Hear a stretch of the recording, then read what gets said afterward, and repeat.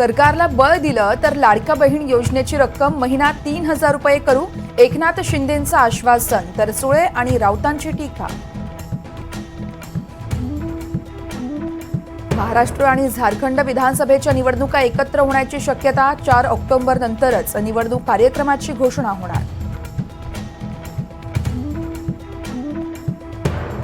मध्य हार्बर आणि पश्चिम रेल्वेवर आज मेगा ब्लॉक घेतला जाणार. वेळापत्रक बघूनच रेल्वे प्रवाशांना बाहेर पडण्याचं आवाहन.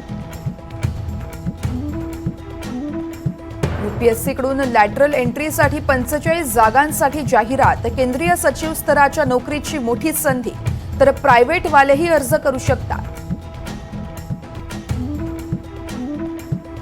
कर्नाटकचे मुख्यमंत्री सिद्धरामय्या यांच्या विरोधात खटला चालण्यासाठी राज्यपालांची मंजुरी. म्हैसूरच्या जमीन घोटाळ्यात ठपका, तर विरोधी पक्षांची राजीनाम्याची मागणी.